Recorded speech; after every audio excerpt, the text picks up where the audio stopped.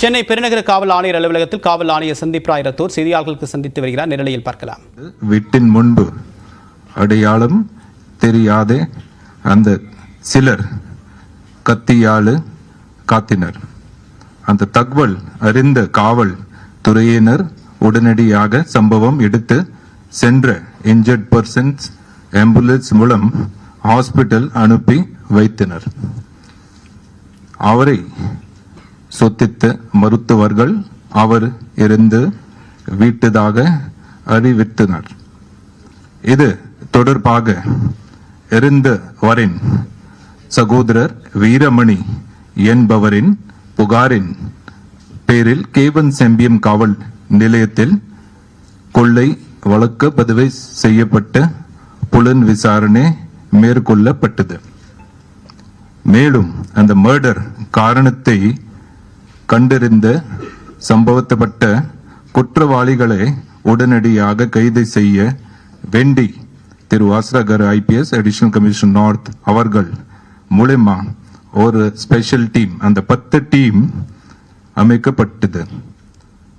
இந்த special team உடனடி நடவடிக்கை பண்ணிட்டு அந்த சீன் ஆஃப் கிரைம்ல போயிட்டு அங்க சிசிடிவி மீதி சில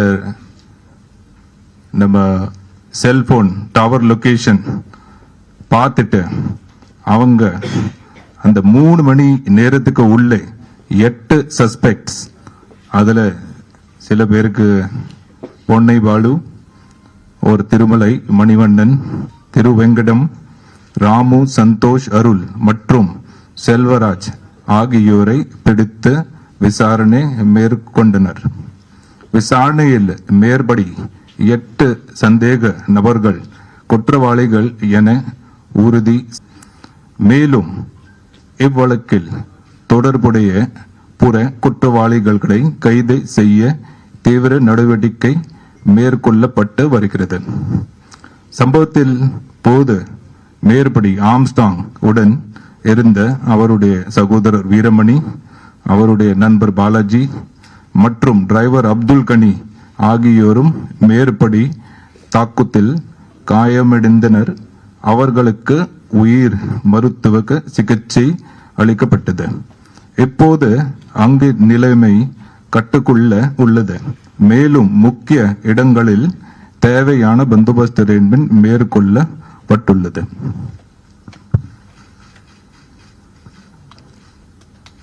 இன்னைக்கு நம்ம பேசும்போது அவங்க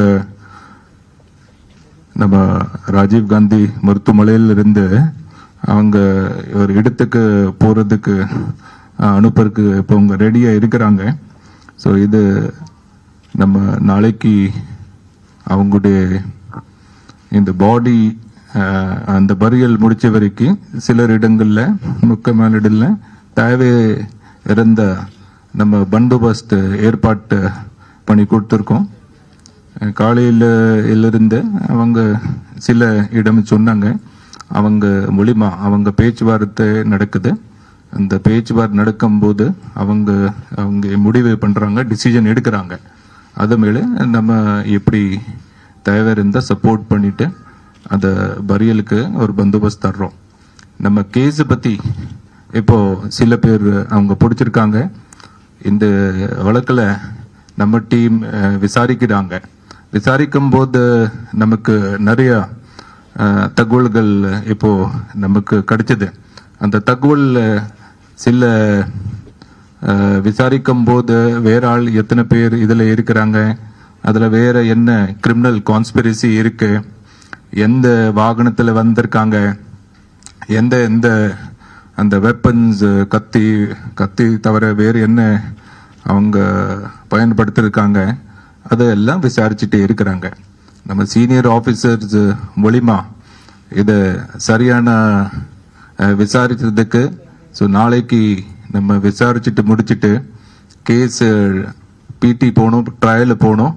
இதை சரியான தண்டனை வரைக்கும் கொண்டு போறதுக்கு எல்லாம் ஏற்பாடுகள் பண்ணியிருக்கோம். இது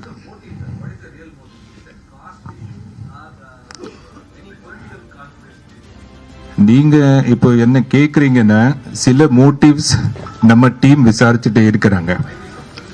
நோ ப்ரிலிமினரி சொன்னான இது பொலிட்டிக்கல் மோட்டிவ் இல்ல, அரசியல் மோட்டிவ் வர்றது சான்ஸ் ரொம்ப கம்மி இருக்கு. அவருடைய ஆரம்பத்துல அரசியல் லைஃப்ல வந்த பிறகு சில சமயத்துல அவருக்கு பிரச்சனை இருந்தது. That was political. சம்டைம் வேற குரூப் தகராறு இருந்தது. ஸோ அதுல மேக்சிமம் நம்ம அந்த ஆங்கிள் தான் விசாரிச்சுட்டு இருக்கிறோம். பட் பொலிட்டிக்கல் ஆங்கிள் சான்சஸ் ரொம்ப கம்மி இருக்கு. இது மேலே ஃபர்தர் டீடைல் கம்ப்ளீட் இன்வெஸ்டிகேஷன் முடிச்ச அப்புறம் தான் நான் சொல்ல முடியும். One by one play.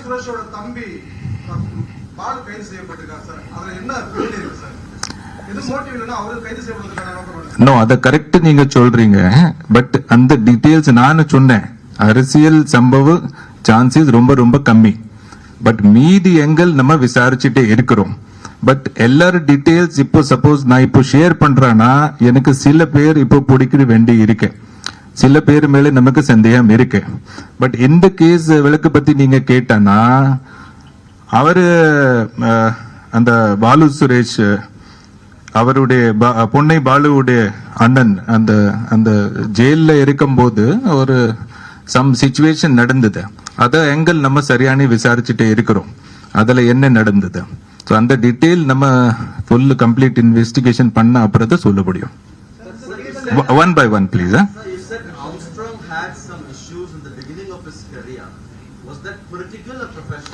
அந்த ஏன் நான் இதை பத்தி சொல்லிடுறேன், பிகாஸ் அவருக்கு நான் இன்னைக்கு வரைக்கும் மட்டும் இல்ல, நம்ம விசாரிக்கும் போது சின்ஸ் இட்ஸ் மர்டர் கேஸ் எல்லாரும் எங்கூர்ல போறோம். அந்த டீடைல்ஸ் இப்போ ரெக்கார்ட்ஸ்ல சில டீடைல்ஸ் இப்போ இல்ல. earlier he was a history sheeter. அந்த கோர்ட் மூலமா அந்த history sheet was closed. But அது முன்னாடி ஏதாவது மோட்டிவ் இருந்தானா we are not ruling out any chances. So further investigation will only prove. அதை நான் சொல்றேன். So என்ன நடந்ததுன்னா I cannot point out to a particular thing. இப்போ நான் அதை பத்தி சொல்ல முடியாது. பட் எல்லா ஆங்கிள்ஸ் விசாரிக்கிறோம்னு சொன்னேன் நான். See, it will come out clearly in the investigation. But on the face of it, நீங்க பார்த்தனா you can see that there seems to be some strong angle pointing towards this direction if at all there is a retaliation. So அததான் நான் சொல்றேன். But இல்ல complete நம்ம investigation பண்ண அப்புறம் தான் சொல்ல முடியும்.